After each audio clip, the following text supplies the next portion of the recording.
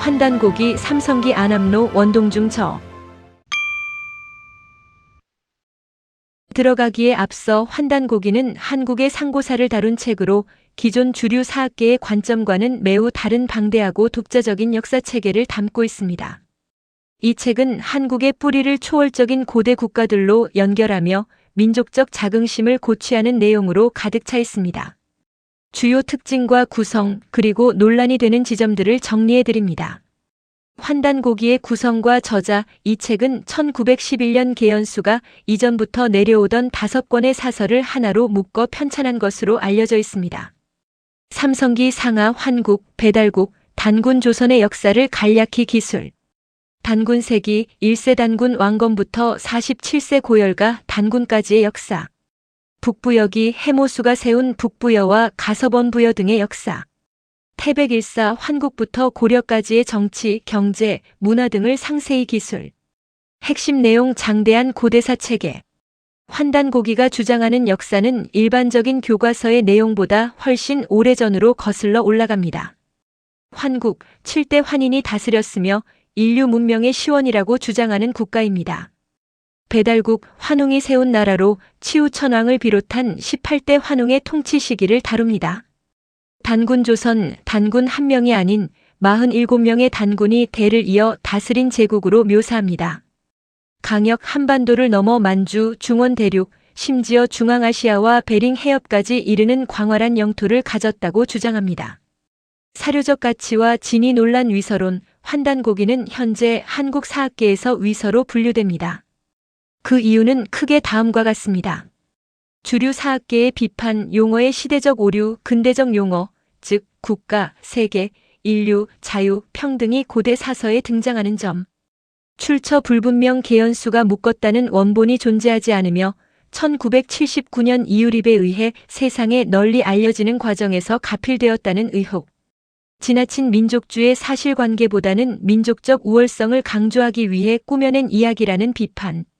옹호론의 입장. 사료의 보충. 일제강점기 시절 사라진 상고사의 공백을 메워주는 귀한 자료라는 주장. 천문학적 증거. 단군 세기에 기록된 오성취루, 5행성이 한 곳에 모이는 현상 등 천문 기록이 현대 과학으로 계산했을 때 실제 현상과 일치한다는 점을 근거로 제시. 사회적 영향. 비록 학술적으로는 논란이 많지만 환단고기는 한국의 대중문화와 신흥 종교 그리고 민족주의 성향의 시민들에게 큰 영향을 끼쳤습니다. 소설, 드라마, 게임 등에서 한국 고대사를 화려하게 재해석하는 영감의 원천이 되기도 했습니다.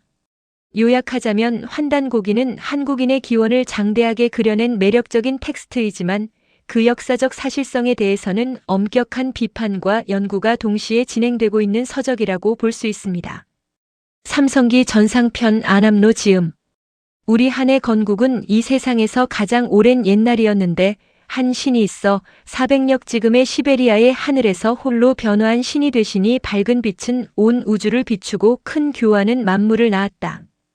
오래오래 살면서 늘 쾌락을 즐겼으니 지극한 길을 타고 논일고 그 묘함은 저절로 기꺼웠다. 모습 없이 볼 수 있고 함이 없으면서 모두 이루고 말 없으면서 다 행하였다. 어느 날인가 동남 동녀 800이 흑수 흑룡강을 말하며 중국말로는 사라변호라 러시아 말로는 아무르 백산백두산 또는 중국의 땅에 내려왔는데 이에 한님은 또한 감군중생을 돌보는 직책으로서 천계에 계시면서 돌을 쳐 불을 일으켜서 날 음식을 익혀 먹는 법을 처음으로 가르치셨다. 이를 한국이라 하고 그를 가리켜 천재한님이라고 불렀다. 또한 안파견지금의 아버지로 고대에는 국왕을 아버지라 불렀다 한다. 이라고도 했다. 한님은 7대를 전했는데 그 연대는 알 수가 없다. 뒤에 한웅씨가 계속하여 일어나 천신의 뜻을 받들어 백산과 흑수 사이에 내려왔다. 사람 모이는 곳을 천평에 마련하고 그곳을 청구중국 산동 반도의 동네 지방 동양의 고전에 자주 등장하는 나라 동인 조선 청구가 다우리 민족을 칭하는 말이다. 로 정했다. 천부의 징표를 지니시고 5가지 일을 주관하시며 세상에 계시면서 교화를 베푸시니 인간을 크게 유익하게 하였더라. 또 신시의 도읍을 세우시고 나라를 배달이라 불렀다. 3-7일을 택하여 천신께 제사 지내고 밖에 물건을 꺼리고 근신하며 문을 걸어 잠그사 스스로 주문을 외우며 몸을 닦아 공이 이루어지기를 바라더라. 약을 드시고 신선이 되시니 팔괘를 그으시고 올 것을 알며 상을 잡으시고 신을 움직였다. 또 여러 영험스러운 이들과 무철인들이 보살피도록 하시더니 웅씨의 여인을 거두어 아내로 삼으시고 혼인의 예법을 정함에 짐승 가죽으로서 폐물을 삼았다. 곰이라 하나 옛날의 곰이라 함은 신을 뜻하는 말이다. 풀었으면 곰, 검이라 한다. 일본에서는 신을 감이라 한다. 농사를 짓고 목축을 하고 시장을 열어 교환하도록 하니 온 세상이 조공을 바치며 새와 짐승도 덩달아 춤추었다. 뒷날 사람들은 그를 지상 최고의 신이라고 받들어 세세토록 제사가 끊임이 없었다. 신시의 말기에 치우천 왕 14세 자오지 한웅이 있어 청구를 개척하여 넓혔으며 18세를 전하여 1565년을 누리더라. 뒤에 신인왕검께서 불암산의 박달 나무터에 내려오셨다. 그는 신의 덕과 성인의 어짐을 겸하여 갖추었으니 이에 능히 조칙을 받들어 하늘의 뜻을 이었으니 나라를 세운 뜻과 겁은 높고 넓고 강하고 열렬하였다. 이에 구한의 백성들이 마음 깊이 복종하여 그를 받들어 천재의 화신이라 하며 그를 제왕으로 모셨다. 그가 곧 단군왕검으로 신시로부터 전해지던 오랜 법을 되찾고 서울을 아사달에 설치하여 나라를 열었으니 조선이라고 불렀다. 단군은 하염없이 맨손으로 고요히 앉아서도 세상을 평정하고 깊고 묘한 도를 익혀 여러 생령들을 두루 교화하였다. 팽우에게 명하시어 땅을 개척하도록 하였고 성조에게는 궁시를 짓게 하였으며 고시에게는 농사를 장려하도록 맡기셨고 신지에게 명하여 글자와 호적을 관리하도록 하였으며 회에게는 점치는 일을 관장케 하고 우에겐 군대를 관장케 하였다. 비서갑의 하백녀를 거두어 아내로 삼고 누에치기를 다스리게 하니 순방의 다스림이 온 세상에 두루 미쳐 태평치세를 이루었다. 병진 BC 425년 주나라 고임금 BC 440년부터 425년 때 나라 이름을 대부여라 바꾸고 백악으로부터 또 장단경으로 옮겼다.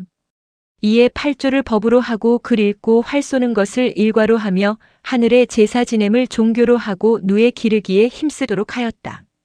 어딜 가나 금지하는 바가 없었고 죄를 처자에게까지 미치지 않게 하며 백성과 의논하여 힘을 합쳐서 나라를 다스렸다. 사내에게는 언제나 직업이 있었고 여자에게는 좋은 짝이 있었으며 집집마다 재물이 쌓였다. 산엔 도적이 없고 들엔 굶주린 자가 없으며 검은고 노랫소리가 온 누리에 가득하였다. 단군왕검은 무진 BC 2333년부터 나라를 다스려서 47세를 전하니 그 횟수가 2096년을 헤아렸다. 임술 BC 239년 진나라 시왕 BC 246년부터 206년 때 신인이신데 해모수께서 웅심산에서 일어났다. 정미 BC 194년 한나라 해제 때 연나라 추장이었던 위만이 이를 맞아 싸웠으나 이길 수 없자 바다 길을 택해서 멀리 망명하였다. 이로부터 사만의 무리는 거의 한순하나의 남쪽으로 옮겨갔으나 한때에는 여러 영웅들이 요해의 동쪽에서 군대를 일으켰다. 계유 BC 108년 한나라의 무왕 때에 한나라는 군대를 움직여 우거를 멸망시켰다. 서암록 사람인 고두막한이 의병을 일으켜 역시 단군이라 했다. 을미 BC 86년 한나라 소왕 BC 87년부터 74년 때 부여의 옛도읍을 차지하여 동명이라고 나라 이름을 부르니 이것이 곧 신라의 옛 땅이다. 게해 BC 58년에 이르러 봄철 정월에 역시 천재의 아들인 고추모가 북부여를 이어 일어났다. 단군의 예법을 되찾고 해모수를 제사하여 태조로 삼고 처음으로 연호를 정하여 다물이라 하니 바로 고구려의 시조이다. 삼성기 하 원동중 편. 인류의 조상을 나반이라 한다. 처음 아만과 서로 만난 곳은 아이사타라고 하는데 꿈에 천신이 가르침을 받아서 스스로 혼례를 이루었으니 구한 우리 민족의 옛조상을 가리키는 말의 무리는 모두가 그의 후손이다. 옛날 한국이 있었나니 백성은 부유하였고 또 많았다. 처음 한임 하느님께서 천산 산맥 동쪽의 기련산에 올라 돌을 얻으시사 오래오래 사셨으니 몸에는 병도 없었다. 하늘을 대신해서 널리 교화하시니 사람들로 하여금 군대를 동원하여 싸울 일도 없게 하였으며 누구나 힘껏 일하여 줄이고 추위에 떠는 일이 없게 되었다. 다음에 혁서하님, 고시리하님, 주우양하님, 석재임하님, 구울리하님에 전하고 지위리 하님에 이르더라. 하님은 혹은 다님이라고도 말한다. 옛글에 말한다. 파나류 산중국 하르빈 남쪽의 완달산 밑에 한님의 나라가 있으니 천에바이카로 또는 북해동 쪽의 땅이다. 파나류의 나라라고도 하는데 그 땅이 넓어 남북이 5만 리요, 동서가 2만여 리니 통틀어 한국이요. 갈라서 말하면 비리국, 양운국, 구막한국, 구다천국, 합착하, 일군국, 우루국, 객현, 한국, 구모액국, 매구여국, 사나바국, 선비국, 퉁구수, 수밀, 이국 서양의 인류학계가 주목하는 슈메르 문화의 뿌리에 해당하는 나라가 바로 수밀이국이다. 사실 한국이라는 나라는 12연방 국가였다. 중국에서는 12연방 국가인 한국을 숙신이라 불렀다. 이니 합하여 12국이다. 천에는 지금 북해라 한다. 7세에 전하여 영년 3301년 혹은 63,182년이라고 하는데 어느 것이 맞는지는 알 수가 없다. 한국의 말기에 안파견이 밑으로 삼위와 태백을 내려다보시며 모두 가히 홍익인간 할 것이로다 하시며 누구를 시킬 것인가 물으시니 오가 즉 마가 우가 구가 적가 양가 모두 대답하기를 서자 한웅이 있어 용맹함과 어진 지혜를 함께 갖추었으며 일찍이 홍익인간의 이념으로서 세상을 바꿀 뜻이 있사오니 그를 태백산에 보내시어 이를 다스리게 함이 좋겠습니다 하니 마침내 천부인 세 가지를 내려주시고 이에 말씀을 내려 사람과 물건에 할 바가 이미 다 이루어졌도다. 그대 수고로움을 아끼지 말고 무리 3천을 이끌고 가 하늘의 뜻을 열고 가르침을 세워 세상에 있으면서 잘 다스려서 만세의 자손들에게 큰 모범이 될지어다라고 하셨다. 때에 반고라는 자가 있어 괴상한 술법을 즐기며 길을 나누어 살기를 청함에 이를 허락하였다. 마침내 재물과 보물을 꾸리고 10간 12지의 신장들을 이끌고 공공, 유수와 함께 삼위산의 라림동굴 감숙성 도나현 삼위산은 저 유명한 도낭악의 본고장인 도낭동굴이 있는 곳이다. 480굴 정도의 굴이 있는데 그 굴의 벽화에는 고구려 인의 벽화와 단군 신앙 벽화가 그려져 있다. 에 이르러 군주가 되니 이를 재견이라 하고 그를 반고가 아니라 했다. 이에 한웅이 삼천의 무리를 이끌고 태백산 꼭대기의 신단수 밑에 내려오시니 이곳을 신시라 하고 이분을 한웅천왕이라 한다. 풍백우사 운사를 데리고 곡식을 주관하고 생명을 주관하고 형벌을 주관하며 병을 주관하고 생사를 주관하며 무릇 인간의 362여 가지 일을 모두 주관하여 세상을 교화하였으니 널리 인간 세상에 유익함이 있었다. 때에 한 곰과 한 범이 이웃하여 살더니 일찍이 신단수에서 빌었다. 원컨대 변하여 신계의 한 무리가 되어지이다 하니 한웅이 이를 듣고 말하기를 가르쳐 줄지어다라고 하였다. 마침내 주술로서 몸을 바꾸고 정신을 바꾸었다. 먼저 신이 만들어 놓은 영혼을 고요하게 하는 것을 내놓았으니 즉 쑥 한 다발과 마늘 20개라. 이에 경계하여 가로되 너희들이 이를 먹고 햇빛을 100일 동안 보지 않으면 쉽사리 인간다움을 얻으리라. 하니 곰과 호랑이 두 무리가 모두 이를 얻어먹고 37일 동안 기하였는데 곰은 기한을 잘 지켜서 타 이름을 따르며 모습을 얻게 되었지만 범은 게으르고 참을성이 없어서 금지하는 바를 제대로 시행하지 못하니 좋은 결과를 얻지 못하였다. 이는 이들의 두 성질이 서로 닮지 않았기 때문이다. 웅녀는 더불어 혼인할 곳이 없었으므로 단수의 무성한 숲 밑에서 잉태하기를 간곡히 원하였다. 그래서 임시로 변화하여 한이 되고 그와 더불어 혼인하니 잉태하여 아들을 낳고 호적장부에 실리게 되었다. 한웅천왕이 처음으로 몸소 하늘에 제사 지내고 백성을 낳아 교화를 베풀고 천경과 신고를 가르치니 무리들이 잘 따르게 되었다. 이로부터 후에 치우 천왕이 이 땅을 개간하고 구리와 쇠를 캐내서 군대를 조련하고 삼고 소도를 관리하고 관경을 관리하며 벌을 다스리는 것 등을 모두 다른 무리와 더불어 서로 의논하여 하나로 뭉쳐 화백이라 함은 우리가 알기로는 신라 때의 제도로 알고 있으나 여기 나와 있는 말로 미루어 보아 화백제도는 신라 때 새로 생겨난 법이 아니라 신라인들이 오래전에 있었던 법을 되살린 것이라 할 수 있겠다. 을 하였다. 아울러 지혜와 삶을 나란히 닦으면서 온전함을 이루었다.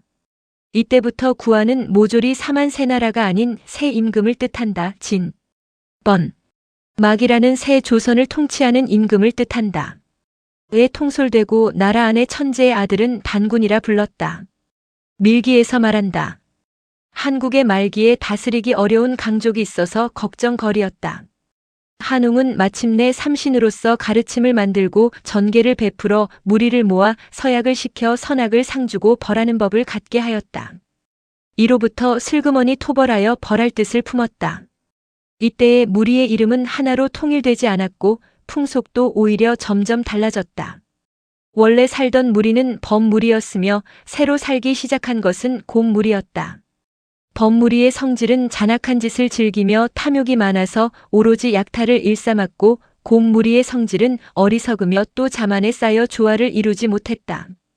비록 같은 굴의 산지는 오래되었다 하더라도 날로 멀어지기만 해서 일찍이 서로 도울 줄도 몰랐고 혼인도 터놓고 한 적이 없었다.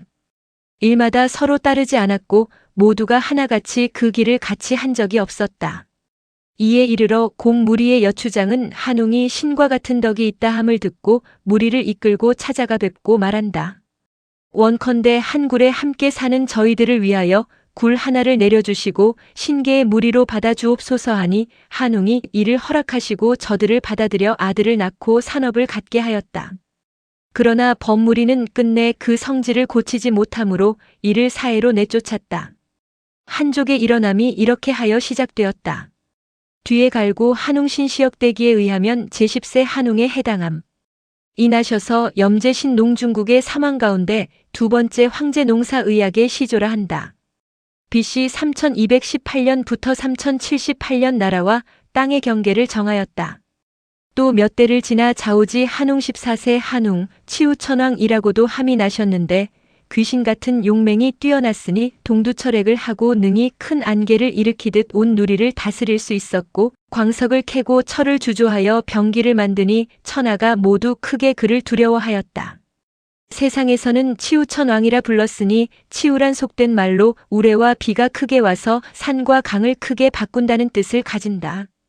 치우천왕께서 염제신농의 나라가 쇠함을 보고 마침내 큰 뜻을 세워 여러 차례 천병을 서쪽으로 일으켰다. 또 색도 산동성 임치현 동남쪽 여수의 남쪽에 있는 성명로부터 병사를 진격시켜 회대 사이에 운거하였다. 황제헌 원중국 사망의 하나로 왕제가 청구에 와서 풍산을 지나다가 자부선생을 만나 사망내문을 받아 만신을 부르고 불렀다라고 중국 사서에 기록돼 있으니 그 또한 동이족임을 증명하는 말이다.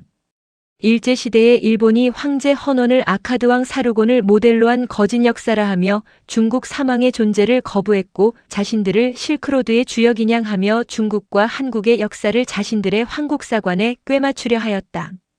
이 일어나자 즉시 탕록 하북성 탕록현의 동남에 있다.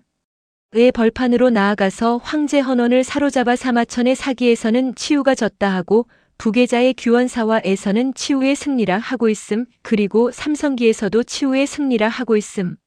신하로 삼고 뒤에 오장군을 보내 서쪽으로 계곡 고신왕제의 증손이니 그게 아들이다. 을처 공을 세우게 하더라. 한때 천하가 셋으로 나뉘어 서로 대치하고 있었으니 탁의 북쪽의 대요아마도 요임금 즉 제요효 당을 가리키는 것 같다. 가 있었고 동쪽엔 창일문자의 조상이라 알려진 중국사의 전설적인 인물 황제의 신하로서 새 발자국을 보고 글자를 지었다 한다. 이 있었으며 서쪽엔 황제 헌원이 있었다. 이들은 서로 군대를 가지고 승리를 차지해 보려고 했으나 아무도 이루지 못하였다. 처음 황제 헌원이 치우보다 일어남이 조금 늦더니 싸움마다 이로움이 없자 대요에 의존코자 했으나 이룰 수 없었고 또 창일에 의존코자 했으나 그것도 뜻대로 안 되었으니 이는 두 나라가 모두 치우의 무리였기 때문이다. 대효는 일찍이 간지의 수를 배웠고 창일은 부도의 글을 배웠다. 당시의 제후들이 신하로서 섬기지 않는 자가 없음이 이 때문이다. 사마천의 사기에 말하기를 제후가 모두 다 와서 복종하여 따랐기 때문에 치우가 극히 횡포하였으나 천하에 능히 이를 벌할 자 없을 때 헌원이 섭정했다. 치우의 형제가 80일인이 있었는데 모두 몸은 짐승의 모습을 하고 사람의 말을 하며 구리로 된 머리와 쇠로 된 이마를 가지고 모래를 먹으며 오구장, 도극, 태노를 만드니 그 위세가 천하에 떨쳐졌다. 치우는 옛 천자의 이름이다라고 했다. 여기서 볼 수 있는 한 가지가 있습니다. 사마천은 중국 중심의 역사관을 쓰기 위해 우리 민족을 낮추어야 했고 그러한 이유로 탕록의 전투의 승자를 황제헌원이라 했습니다. 위의 사실로 미루어 볼 때 부계자의 규원사화의 내용이 좀 더 사실에 접근했다고 볼 수 있습니다. 그러니 사마천이 중국적 역사관을 정립하기 위하여 우리 민족의 단군이신 치우천왕을 곡해했음이 여기서 단적으로 드러나고 있습니다. 삼성기 신시역대기 배달한웅은 천하를 평정하여 차지한 분의 이름이다. 그 도읍한 곳을 신시라고 한다. 뒤에 청구국으로 옮겨 18세 1565년을 누렸다. 1세를 한웅천왕이라 하며 또 거발한이라 하니 제위 94년에 120세까지 사셨다. 2세는 거불리 한웅이니 제위 86년 102세까지 사셨다. 3세는 우야고 한웅이니 제위 99년 135세까지 사셨다. 4세는 모사라 한웅이니 제위 107년에 129세까지 사셨다. 5세는 태우이 한웅이니 제위 93년에 115세까지 사셨다. 6세는 다이발 한웅이니 제위 98년에 110세까지 사셨다. 7세는 거련 한웅이니 제위 81년에 140세까지 사셨다. 8세는 안부련 한웅이니 제위 73년에 94세까지 사셨다. 9세는 양운 한웅이니 제위 96년에 139세까지 사셨다. 10세는 갈고 한웅 또는 동로안이라 하니 제위 100년에 125세까지 사셨다. 11세는 거야발 한웅이니 제위 92년에 149세까지 사셨다. 12세는 주무신 한웅이니 제위 105년 123세까지 사셨다. 13세는 사와라 한웅이니 제위 67년에 100세까지 사셨다. 14세는 자오지 한웅인데 세상에서는 치우천왕이라 하며 청구국으로 도읍을 옮겨서 제위 109년에 151세까지 사셨다. 15세는 치액특 한웅이니 제위 89년에 118세까지 사셨다. 16세는 축다리 한웅이니 제위 56년에 99세까지 사셨다. 17세는 혁다리 한웅이니 제위 72년에 97세까지 사셨다. 18세는 거불단 한웅 혹은 단웅이라 하는데 제위 48년에 82세까지 사셨다.